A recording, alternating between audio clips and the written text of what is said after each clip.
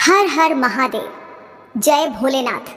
कैलाश की चोटी पर शीतल चांदनी अपनी कोमल रश्मियां बिखेर रही थी।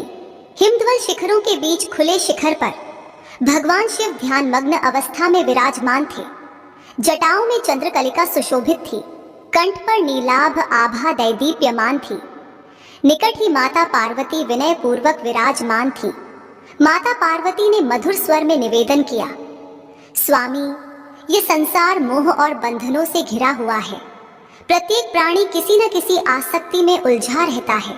शास्त्रों में कहा गया है कि मोह ही आत्मा को बांध देता है, परंतु मेरे मन में यह प्रश्न बार बार उठता है कि सबसे बड़ा मोह कौन सा है जो आत्मा को सबसे गहरे बंधन में जकड़ देता है और उसे बार बार जन्म मरण के चक्र में लौटा लाता है। कृपा कर मुझे इस रहस्य से अवगत कराइए। महादेव ने अपने त्रिनेत्रों से पार्वती की ओर दृष्टि डाली। उनके नेत्रों में करुणा और ज्ञान का गहन प्रकाश झिलमिला उठा। वे मंद मुस्कान के साथ बोले, देवी, तुम्हारा प्रश्न अत्यंत गूढ़ है। मोह अनेक प्रकार के होते हैं। धन का मोह, देह का मोह, संबंधों का मोह, यश और पद का मोह, ये सब आत्मा को बांधते रहते हैं। किंतु इनमें से कौन सबसे प्रबल है, यह केवल शास्त्र वचन से नहीं समझा जा सकता। इसे हृदय में उतारने के लिए एक प्राचीन प्रसंग सुनना आवश्यक है। सुनो, मैं तुम्हें वह कथा सुनाता हूँ। इतना कहते ही कैलाश की निस्तब्ध वायु मानो ठहर गई और चारों ओर केवल शिव वाणी की गंभीर गूंज रह गई। महादेव बोले, बहुत प्राचीन समय की बात है। आर्यावर्त में धर्मसेन नामक एक राजा राज्य करता था। वह धर्मप्रिय, दयालु और सत्यनिष्ठ शासक था। उसके राज्य में सुख, शांति और समृद्धि थी। प्रजा उसे पिता समान मानती थी। हर दिन वह स्नान पूजन करता, यज्ञ हवन करता और ब्राह्मणों को दान देता। सबको लगता था कि ऐसा धर्मात्मा राजा कभी कोई गलती नहीं कर सकता। परंतु हे देवी, मनुष्य कितना भी धार्मिक क्यों न हो, उसके हृदय में कोई न कोई आकांक्षा अवश्य छिपी रहती है। धर्मसेन के मन में भी एक गहरी इच्छा थी, संतान पाने की।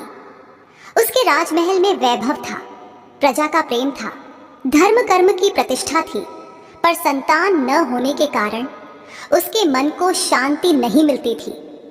वर्षों तक उसने व्रत रखे, यज्ञ किए और ऋषि मुनियों से आशीर्वाद लिया। अंततः समय आया और उसे एक तेजस्वी पुत्र की प्राप्ति हुई, जिसका नाम रखा गया राघव। पुत्र के जन्म के साथ ही धर्मसेन का जीवन बदल गया। अब उसका सारा ध्यान, सारा प्रेम और सारी शक्ति उस बालक पर केंद्रित हो गई। यहीं से वह बंधन जन्मा, जिसने आगे चलकर उसके जीवन की दिशा ही बदल दी। राजमहल में जब राघव की पहली किलकारी गूंजी, उसी क्षण से राजा धर्मसेन का जीवन जैसे बदल गया।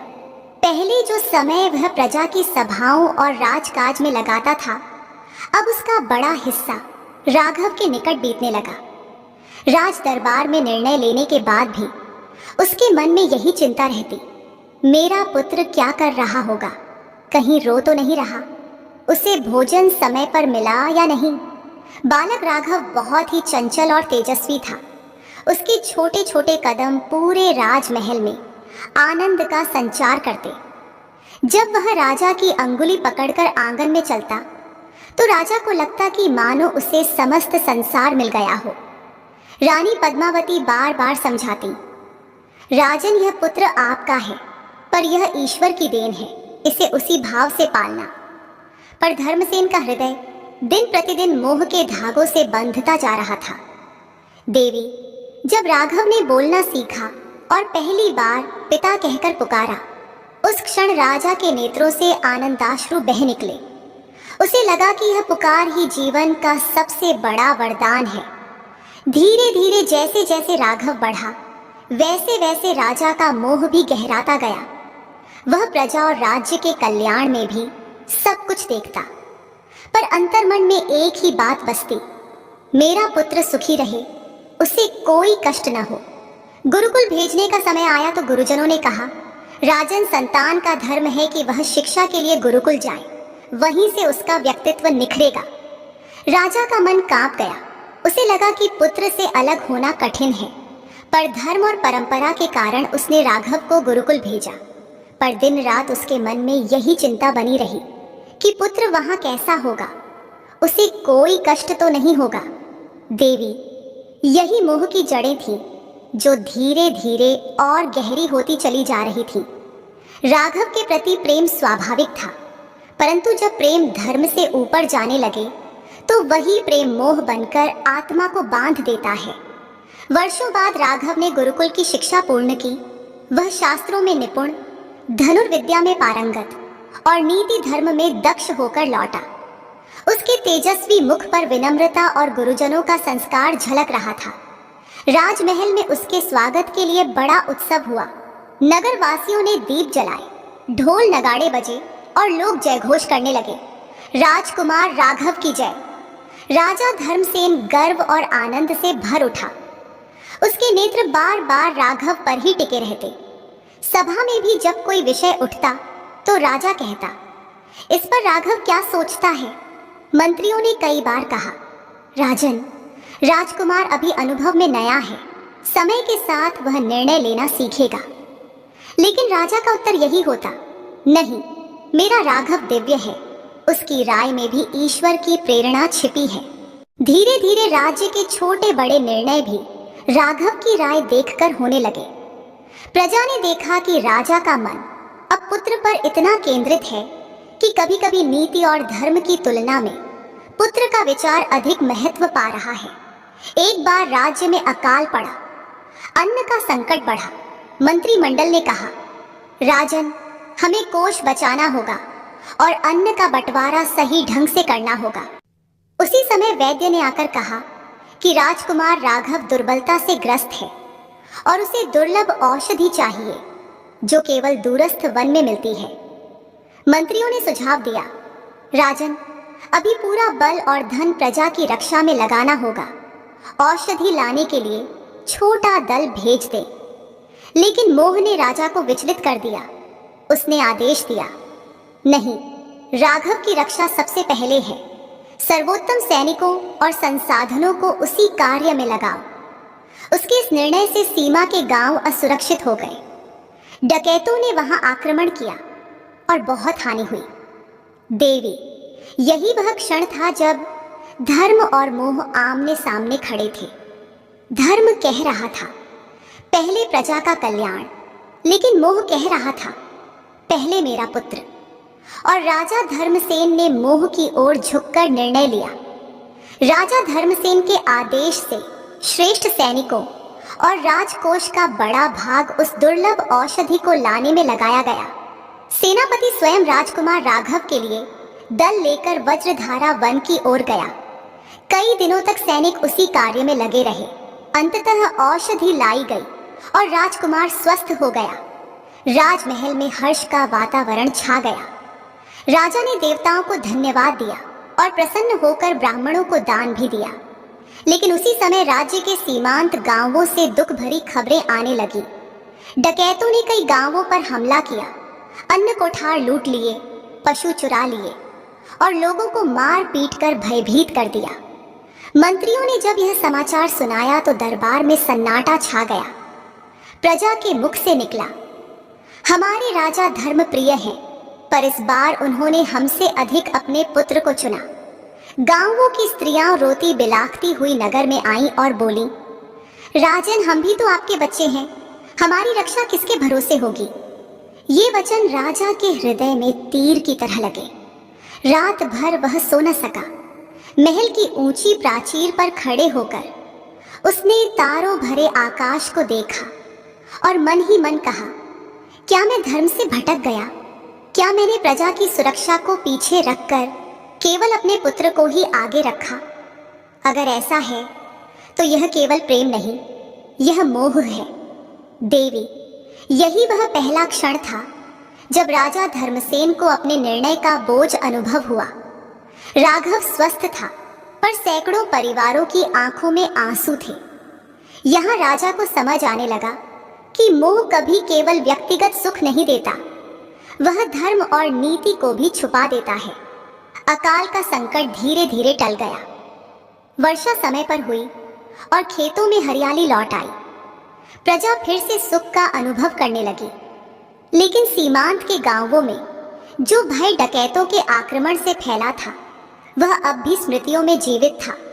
लोग अब भी आपस में कहते, राजा का हृदय दयालु है, परंतु उनके निर्णय में पक्षपात झलकता है। वे सब कुछ अपने पुत्र के सुख के लिए कर देते हैं। इसी बीच पड़ोसी राज्य से खबर आई कि सीमा पर विद्रोही दल सक्रिय हो रहे हैं। सीमांत किलों से संदेश आया कि शत्रु कभी भी आक्रमण कर सकते हैं। सेनापति और मंत्रिमंडल ने राजा से निवेदन किया, राजन, हमें अपनी सेनाओं को सुदृढ़ करना होगा। राजकुमार राघव को अब भी नगर में रहकर प्रशासन की शिक्षा लेनी चाहिए। युद्ध भूमि में उसे भेजना उचित नहीं है। लेकिन देवी, मोह का जाल बहुत सूक्ष्म होता है। राजा धर्मसेन के हृदय में यह विचार उठा, मेरा पुत्र शूरवीर है। यदि वह युद्ध भूमि में वीरता दिखाएगा तो उसकी कीर्ति चारों दिशाओं में फैलेगी। लोग उसे सच्चा उत्तराधिकारी मानेंगे। सभा में रानी पद्मावती ने भी कहा, राजन, राघव अभी युवा है, उसे पहले अनुभव प्राप्त करना चाहिए। उसकी रक्षा करना आपका धर्म है। पर राजा ने यह सब अनसुना कर दिया। उसने घोषणा की, राजकुमार राघव ही इस अभियान का नेतृत्व करेंगे। मैं चाहता हूं कि समस्त जगत उसकी वीरता देखे। मंत्रियों और सेनापति के मन में संदेह था, पर वे राजा की आज्ञा टाल न सके। सेना संगठित हुई और राजकुमार राघव अग्रिम पंक्ति में भेजा गया। युद्ध प्रारंभ हुआ। प्रारंभ में राघव ने असाधारण पराक्रम दिखाया। उसकी धनुष की टंकार से शत्रु भयभीत हो उठे। सैनिकों के मन में उत्साह उमड़ पड़ा। परंतु जैसे ही शत्रु ने छल किया और घातक आक्रमण किया, राघव गंभीर रूप से घायल हो गया। उसका दाहिना भुजा तीर से घायल होकर लगभग निष्क्रिय हो गया। सेना किसी तरह विजय प्राप्त कर लौटी, पर राजकुमार का तेजस्वी शरीर अब पहले जैसा न रहा। महल में यह दृश्य देखकर राजा धर्मसेन का हृदय कांप उठा। उसे लगा जैसे किसी ने उसकी आत्मा को चोट पहुंचा दी हो। देवी, यही मोह का दूसरा रूप था। प्रेम स्वाभाविक था, पर जब वह विवेक खोकर केवल कीर्ति और अधिकार का मोह बन गया, तब उसने संतान को भी कष्ट में डाल दिया और राज्य को भी संकट में पहुंचा दिया। राजा ने उस रात अपने आप से कहा, मैंने पुत्र को गौरव दिलाने के लोभ में उसे संकट में डाल दिया। यह प्रेम नहीं, यह मोह है। राजकुमार राघव के घायल होकर लौटने के बाद राजमहल का वातावरण बदल गया। हर्ष के स्थान पर गंभीरता छा गई थी। रानी पद्मावती दिन रात राघव की सेवा में लगी रही।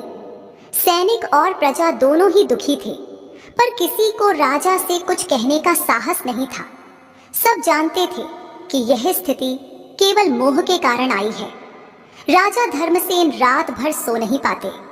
वे महल की ऊंची प्राचीर पर टहलते और आकाश की ओर देखते। मन ही मन कहते, क्या यही मेरा धर्म है? मैंने अपने पुत्र को महान बनाने की चाह में उसे संकट में डाल दिया। क्या यही मेरा कर्तव्य था? क्या मैं सच में धर्म का पालन कर रहा हूँ या फिर मोह के वश होकर निर्णय ले रहा हूँ? इन्हीं विचारों में डूबे राजा के पास एक दिन उनके गुरु महर्षि गुरुकेतन आए। उनका स्वरूप तेजस्वी था, नेत्रों में शांति और मुख पर करुणा झलक रही थी। उन्होंने राजा को देखकर कहा, राजन, तुम्हारे मन में अशांति है, कहो क्या बात है? राजा ने अपने हृदय का सारा भार गुरु के चरणों में रख दिया। उन्होंने बताया कि कैसे उन्होंने पुत्र के लिए प्रजा की सुरक्षा को पीछे रखा, कैसे उन्होंने कीर्ति की लालसा में राघव को युद्ध में भेजा और कैसे अब उनका हृदय अपराध बोध से भरा है। गुरुकेतन ने शांति से कहा, राजन, यह केवल तुम्हारा ही अनुभव नहीं है। हर मनुष्य इसी परीक्षा से गुजरता है। मोह कई रूपों में आता है, कभी धन के रूप में, कभी पद और यश के रूप में, कभी परिवार और संतान के रूप में। यह सब साधारण मोह हैं, जिन्हें पहचानना अपेक्षाकृत सरल है। पर एक और सूक्ष्म मोह है जिसे समझना कठिन है, अहं का मोह। जब मनुष्य यह मान लेता है कि यह मेरा है, यह मेरे कारण हुआ, मेरी संतान, मेरा राज्य, मेरा यश, तभी सबसे गहरा बंधन बनता है। पुत्र के प्रति प्रेम स्वाभाविक है, पर जब वह मेरा बनकर धर्म से ऊपर उठ जाए तब वही प्रेम मोह बन जाता है। यही अहम मोह आत्मा को बार बार बांधता है। राजा ने विस्मय से पूछा, गुरुदेव, तो क्या सबसे बड़ा मोह यही अहं का मोह है? गुरु मुस्कुराए और बोले, हाँ राजन, यही सबसे सूक्ष्म और सबसे गहरा बंधन है। यह इतना महीन है कि साधक सोचता है कि वह धर्म कर रहा है, पर भीतर से उसका आधार केवल मेरा होता है। यही मोह जन्म जन्मांतर का कारण है। इसे समझकर ही मनुष्य वास्तविक मुक्ति की ओर बढ़ सकता है। गुरु केतन की शिक्षा सुनकर राजा धर्मसेन का हृदय हल्का हुआ। उसे लगा कि अब वह सचेत रहेगा और किसी भी निर्णय में मोह को हावी नहीं होने देगा। उसने मन में निश्चय किया, अब मैं धर्म को सबसे ऊपर रखूंगा, चाहे परिस्थिति कैसी भी क्यों न हो। लेकिन देवी, मोह का स्वभाव यही है कि वह बार बार अलग अलग रूप में आकर साधक की परीक्षा लेता है। कुछ ही महीनों बाद राज्य में एक नया अवसर आया। प्राचीन काल से यह परंपरा थी कि समय समय पर राजा सोम यज्ञ का आयोजन करता था। यह यज्ञ केवल राजा के वैभव का प्रतीक नहीं था, बल्कि प्रजा की समृद्धि और राज्य की रक्षा का भी प्रतीक माना जाता था। मंत्रियों ने कहा, राजन, यज्ञ की तैयारी करनी होगी। यह आयोजन प्रजा का उत्साह बढ़ाएगा और देवताओं की कृपा भी प्राप्त होगी। राजा सहमत हुआ, पर उसी समय नगर में एक नई विपत्ति का संकेत दिखाई दिया। वैद्यराज ने बताया कि एक संक्रामक रोग फैल रहा है। यदि तत्काल उपाय न किए गए तो महामारी का रूप ले सकता है। मंत्रियों ने सुझाव दिया, राजन, यज्ञ अवश्य हो, पर राजकोष का बड़ा भाग रोग निवारण और औषधि दान में लगाना चाहिए। राजा धर्मसेन सोच में पड़ गया। तभी महल से खबर आई कि राघव की पत्नी गर्भवती है और शीघ्र ही राज्य को उत्तराधिकारी मिलने वाला है। यह सुनते ही राजा का हृदय उमंग से भर उठा। उसने सोचा, यदि इस समय यज्ञ वैभव पूर्ण ढंग से किया जाए तो देवताओं की कृपा दुगुनी होगी, संतान का जन्म और भी शुभ होगा और राज्य की कीर्ति दूर दूर तक फैलेगी। देवी, यही वह क्षण था जब मोह ने फिर से राजा को परखा। धर्म कह रहा था, प्रजा का स्वास्थ्य पहले है। मोह कह रहा था, यज्ञ को भव्य बनाओ, कीर्ति और कुल का गौरव बढ़ाओ। राजा कुछ क्षण मौन रहा। उसे गुरु केतन की बातें याद आईं। हर निर्णय में देखो कि उसमें मेरा कितना है। जहां मेरा अधिक है वहां मोह छिपा है। राजा ने गहरी सांस ली और घोषणा की, यज्ञ अवश्य होगा, पर भव्यता और आडंबर छोड़कर। देवता हृदय की श्रद्धा से प्रसन्न होते हैं, दिखावे से नहीं। राजकोष का बड़ा भाग नगर की रक्षा और रोग निवारण में लगेगा। उसके इस निर्णय से नगर वासियों के मन में राजा के लिए फिर से सम्मान जागा। यज्ञ साधारण परंतु पवित्र भाव से संपन्न हुआ और रोग का प्रकोप भी धीरे धीरे शांत हो गया। देवी, इस बार राजा ने मोह पर विजय पाई। उसने समझा कि धर्म का अर्थ केवल बाहरी कर्मकांड नहीं है, बल्कि प्रजा की रक्षा और समत्व ही सच्चा धर्म है।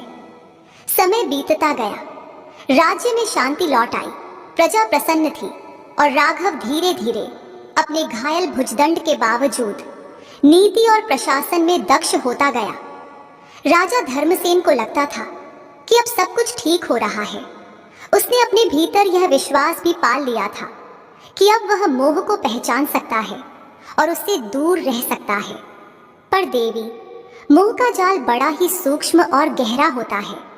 जब साधक सोचता है कि वह मोह से मुक्त हो गया है, तभी वही मोह किसी और रूप में सामने आकर उसकी सबसे बड़ी परीक्षा लेता है। एक दिन नगर में हाहाकार मच गया। संक्रामक ज्वर की नई लहर फैली। अनेक लोग बीमार पड़ गए। वैद्यराज ने दिन रात सेवा की, पर रोग का प्रकोप बढ़ता ही गया। दुर्भाग्य से इस बार राजमहल भी अछूता नहीं रहा।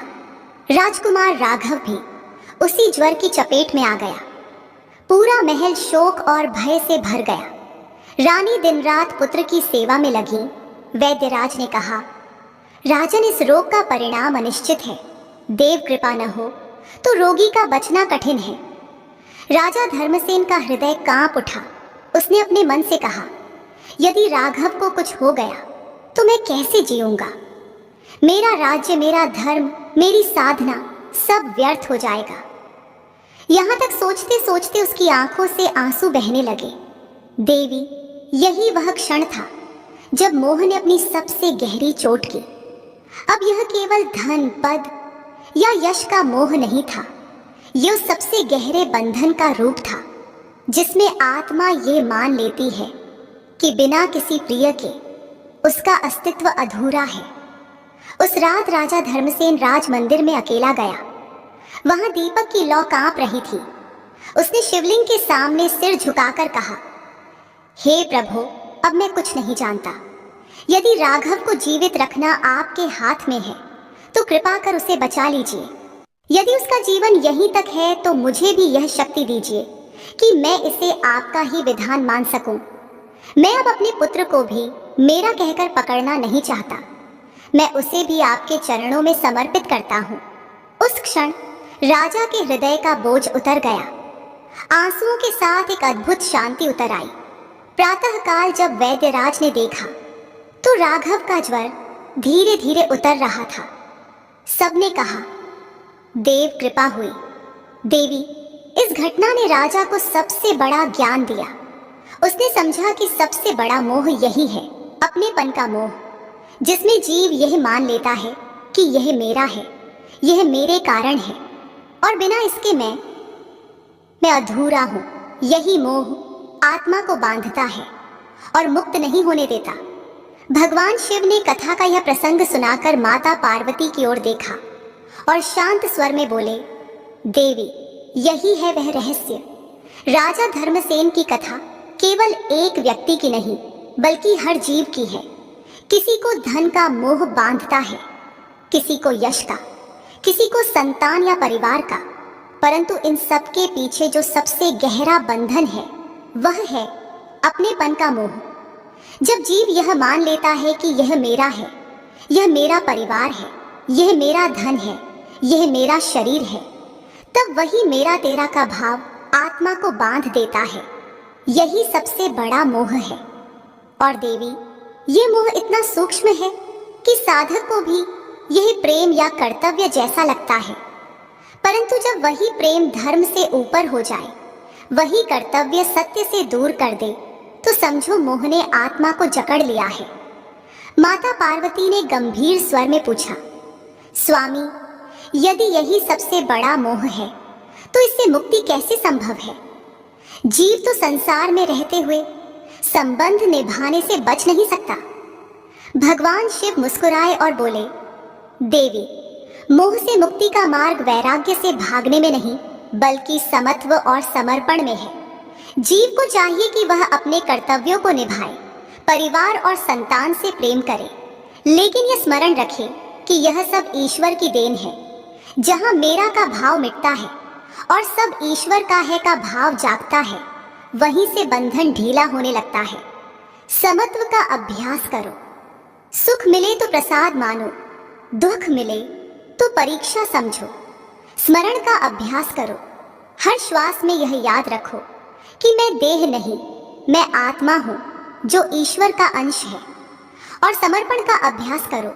हर निर्णय, हर कर्म ईश्वर के चरणों में अर्पित कर दो। जब मनुष्य यह कह सके कि हे प्रभु, मैं कुछ नहीं, सब आप ही हैं, तब मोह की जड़ कट जाती है। इतना कहकर भगवान शिव मौन हो गए। माता पार्वती के नेत्रों से आंसुओं की धार बह निकली। उनके हृदय में अद्भुत शांति और भक्ति उमड़ आई। उन्होंने हाथ जोड़कर कहा, स्वामी, अब मुझे ज्ञात हो गया कि सबसे बड़ा मोह अपनेपन का मोह है और उससे मुक्ति का मार्ग केवल समत्व, स्मरण और समर्पण है। यह ज्ञान ही सबसे बड़ा वरदान है। कैलाश पर्वत की वादियों में उस क्षण अनाहत नाद गूंज उठा, मानो स्वयं देवता भी इस सत्य के उद्घोष में सहभागी हो गए हों।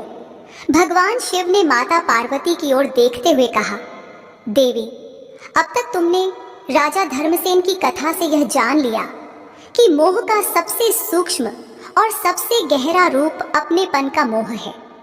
लेकिन इसे और अच्छे से समझने के लिए मैं तुम्हें कुछ प्रसंग सुनाता हूँ। ये प्रसंग साधारण प्रतीत होंगे, पर इनमें छिपा सत्य बहुत गहरा है। पहला प्रसंग, साधु और उसका कमंडल। एक बार एक साधु अनेक वर्षों तक तप करता रहा। उसका मन संसार से विरक्त था। उसने धन, परिवार और यश सबका त्याग कर दिया था, परंतु उसके पास एक कमंडल था जिससे वह जल पीता था। वह कमंडल उसका सबसे प्रिय साधन बन गया। एक दिन वन में डाकुओं ने उस पर हमला किया और कमंडल छीन लिया। साधु रोने लगा और कहने लगा, मेरा कमंडल, मेरी तपस्या का साथी, इसे क्यों ले गए? देवी यह देखकर देवताओं ने कहा, देखो, इसने धन का मोह छोड़ा, परिवार का मोह छोड़ा, पर कमंडल के प्रति मोह से मुक्त न हो पाया। यही सबसे बड़ा बंधन है। जहां मेरा का भाव है, वहीं आत्मा बंध जाती है।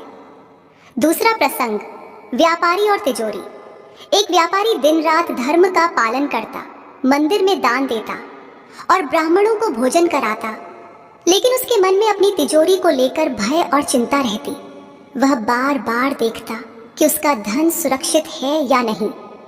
जब मृत्यु समीप आई तो उसने अपने पुत्र से कहा, बेटा, मेरी तिजोरी का ध्यान रखना, उसमें ही मेरी आत्मा बसी है।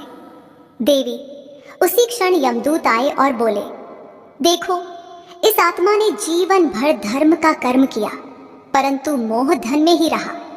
इसी कारण यह फिर उसी बंधन में जन्म लेगी। तीसरा प्रसंग, माता और संतान। एक माँ अपनी संतान से अत्यधिक प्रेम करती थी। प्रेम स्वाभाविक था, पर जब संतान धर्म के विपरीत चलती तो भी माँ उसे रोकती नहीं। वह कहती, मेरा पुत्र जैसा है वैसा ही ठीक है। परिणाम यह हुआ कि संतान का पतन हुआ और माँ का भी हृदय दुख से भर गया। भगवान शिव बोले, देवी, यहाँ प्रेम दोष नहीं है, लेकिन जब धर्म और सत्य के ऊपर केवल मेरा पुत्र का भाव आ जाए तो वही प्रेम मोह बन जाता है। और यह किसी संबंध, किसी साधन, किसी उपलब्धि या किसी भाव तक से भी हो सकता है। और जब तक मेरा शब्द जीव के भीतर है, तब तक वही सबसे बड़ा बंधन है। माता पार्वती गंभीर स्वर में बोली, स्वामी, अब मुझे यह बात और गहराई से समझ आने लगी है कि मोह का मूल कारण अहं और मेरा तेरा का भाव है। भगवान शिव ने संतोष पूर्वक सिर हिलाया और बोले, देवी, यही वह गूढ़ सत्य है जिसे समझना ही मुक्ति की कुंजी है। तो भक्तों, आज की यह पावन कथा यहीं समाप्त होती है। महादेव का यह संदेश अपने जीवन में उतारिए और मोह के बंधन से मुक्त होने का प्रयास कीजिए।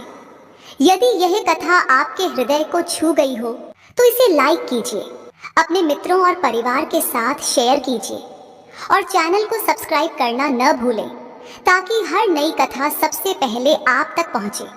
और अपनी भक्ति प्रकट करने के लिए कमेंट बॉक्स में पूरे भाव से लिखिए, हर हर महादेव।